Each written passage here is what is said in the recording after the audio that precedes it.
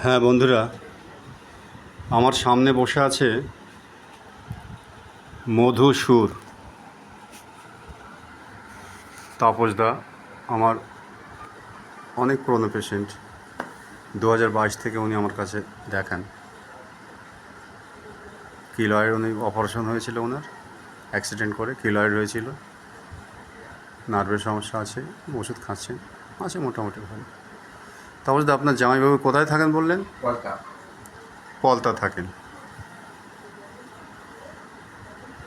ওনার একটা বড়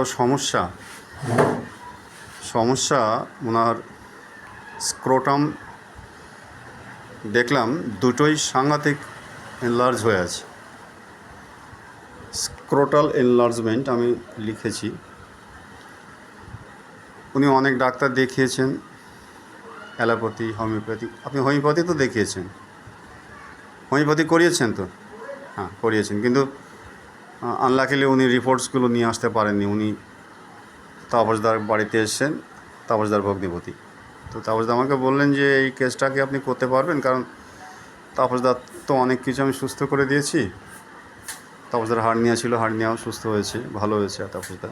তো সেই জন্য তাপসদার একটা ফেথ আছে আমার উপরে, সেই কারণে তাপসদা নিয়ে এসছে আমার কাছে। আমি বললাম ঠিক আছে, আনুন, একবার চেষ্টা করে তো দেখতে পারি, চেষ্টা করলে কি না হয়, হিমালয়ও টলিয়ে দেওয়া যায়।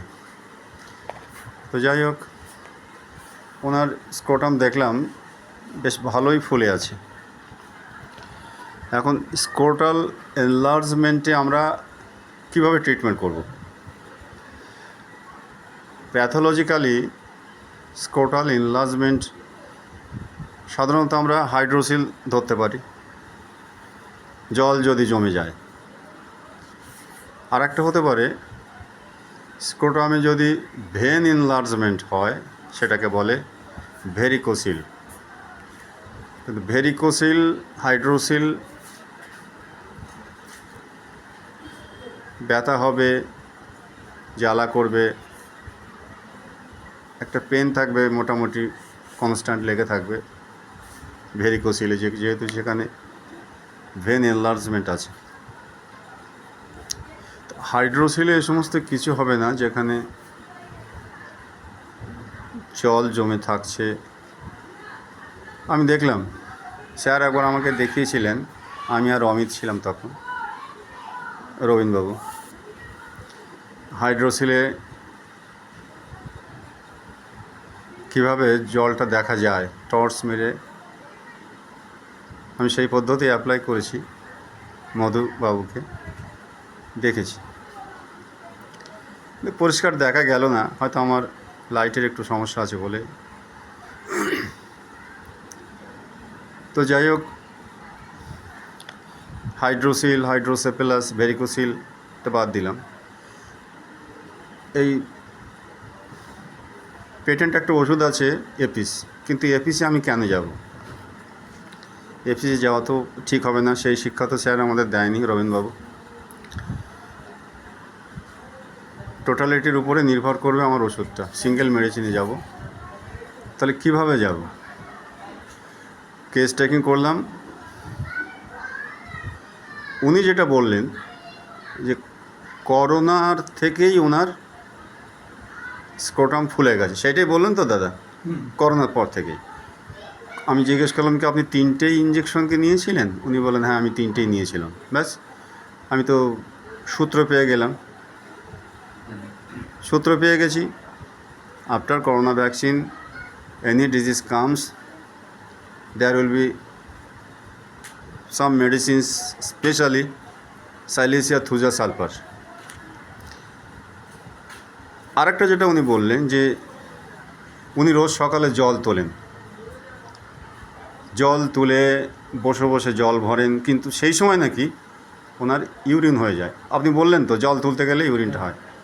তো খুব ভালো কথা, সারাদিনে উনি কাজ করেন, কাঁধে ব্যাগ নিয়ে ঘোরেন, ব্যাগে অনেক জিনিসপত্র থাকে, জাঙ্গে পড়া থাকে, চাপ একটা থাকে স্ক্রোটামে, কিন্তু তখন ইউরিনটা হচ্ছে না।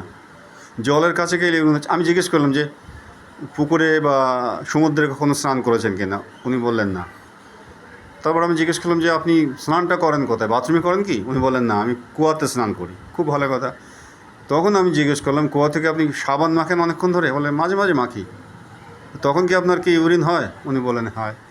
তার মানে মানে আমি এটা লিখেছি যে urine comes out when attached with water. জলের কাছে গেলে বা জলের সাথে লেগে থাকলেই ইউরিনটা হচ্ছে। কেন্ট রেপার্টরি, স্যারটা তো এখনই বেরোয়নি। কেন্ট রেপার্টরিতে আমি পেলাম খুঁজে, এই দেখুন, water hearing running or putting hands in cantharis আছে, ক্রিওজেটাম আছে, লাইসিন আছে, সালফার আছে। সালফার 3rd গ্রেড, লাইসিন আছে, কিন্তু লাইসিনটা তো আমি এখন কেন দেবো? সালফারটা 3rd গ্রেড আছে, সালফারও তাহলে কিছু এখন আমাকে এখানে কভার করছে। পুটিং হ্যান্ডস মানে, পুটিং হ্যান্ডস আমি ওটাকে অ্যানালাইসিস করে পুটিং স্ক্রোটাম করে নিতে পারি। তো সেক্ষেত্রে আমি সালফার ওখানে দিতে পারি। এখানে চেহারাটা আপনি দেখুন, আপনারা দেখুন, উনি একটু অগোছালো, অর্গানাইজিং টাইপের মানুষ, এড়িয়ে থাকে, সে এলোমেলো অবস্থায় পড়ে থাকে সব কিছু। উনি যে আগে যে ডাক্তারগুলো দেখিয়েছিলেন তার কোনো রিপোর্টস ওনার কাছে নেই। তাপসদা ওনাকে বোনকে ফোন করলো, বললো সব নাকি হারিয়ে ফেলেছে। কোথাও আপনি সেগুলো তো গুছিয়ে রাখেনি দাদা। মধুদা, আপনার আগের ডাক্তারের রিপোর্টগুলোকে আপনি গুছিয়ে রেখেছিলেন? গুছিয়ে রাখেননি, এলোমেলো টাইপটা দেখুন। চুপচাপ এক জায়গায় বসতে পারছেন, ক্রমাগত মুভমেন্ট করছে, একটু স্যালাইভেশন আছে, লালা পড়ে নাকি উনি বললেন। সকালে উঠে একটু দেখেন যে একটু শুকিয়ে শুকিয়ে গেছে ঠোঁটের পাশে। লবণ খেতে ভালোবাসে, মিষ্টি খুব খায়, ঝালও একটু খায়। ইউরিনে শুধু একটু গন্ধ আছে। সোয়েটিং হচ্ছে অল বডিতে। এক সময় থেকে খুব বেশি সোয়েটিং হতো, এখন একটু কম হচ্ছে। আর একটা আছে, এই দেখুন, দেখি দাদা, লোয়ার প্যালপেব্রাল সোয়েলিং আছে। এটা আমার এপিস ফলো করছে, কিন্তু এপিসে তো আমি যেতে পারছি না। আমাকে আসতে হবে, উনি যেটা বললেন, ওনার মুখ থেকে আমি যেটা শুনলাম আমি সেটা ফলো করব।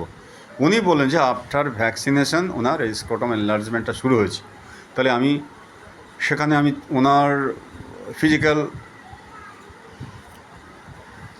অ্যাপিয়ারেন্সটা দেখে, ওনাকে দেখে এবং ওনাকে যেটু কেস টেকিং করলাম সেটা দেখে সালফারে আমি চলে যাব এবং সালফার দিয়ে ওনাকে সুস্থ করব। দরকার হলে পরে আমরা এপিসি চলে যাব। ঠিক আছে, চেষ্টা তো করি, ভালো রাখার চেষ্টা করবো দাদা। দাদা আমি আশা করি আপনি সুস্থ হবেন। ঠিক আছে, আপনার শালাবাবু যাতে সুনাম হয়, শালাবাবুর সম্মান যাতে আমি রাখতে পারি, আমি সেই চেষ্টা করবো। তাপসদা, আমি যথাসাধ্য চেষ্টা করে যাব। ঠিক আছে, আমি তো ঠিক আছে দাদা, রাখি তাহলে, ধন্যবাদ।